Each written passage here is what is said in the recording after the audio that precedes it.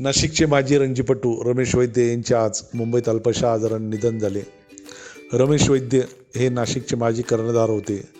त्याचबरोबर कसोटीपटू सुनील गावस्कर, रॉजर बिन्नी यांच्यासारख्या महान खेळाडूंबरोबर ते खेळलेले होते. त्यांच्या निधनाने नाशिक क्रिकेटमध्ये हळहळ व्यक्त केली जात आहे.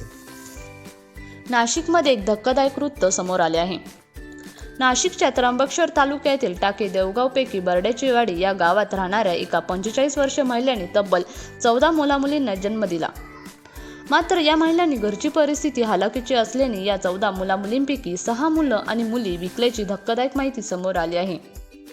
नाशिकच्या त्र्यंबकेश्वर तालुक्यातील टाके देवगाव या आदिवासी बहुल भागातील बर्ड्याची वाडी या गावात ही महिला राहते.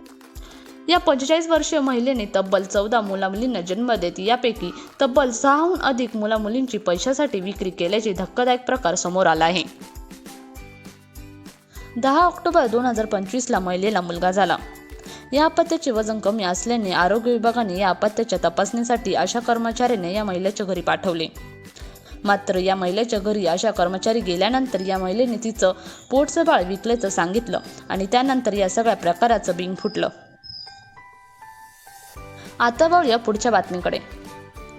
राज्यात आता लवकरच भीक मागण्यास बंदी घालण्यात येणार आहे. विधानसभेपाठोपाठ आता विधान परिषदेमध्येही महाराष्ट्र भीक मागण्यास प्रतिबंधक विधेयक मंजूर करण्यात आला. परंतु सभागृहातील अनेक सदस्य असमाधानी असताना गोंधळाच्या स्थितीत हे विधेयक मंजूर करण्यात आलं. त्यामुळे तालुका सभापती नीलम गोरे, शिवसेनेचे आमदार मनीषा कांदे, राष्ट्रवादी अमोल मिटकरा यांच्यासह अनेकांनी नाराजी व्यक्त केली. विधान परिषदेत हे विधेयक मंजूर झाल्यानंतर आता सभापतींच्या दालनात शनिवारी बैठकीचे आयोजन करण्यात आलं आहे.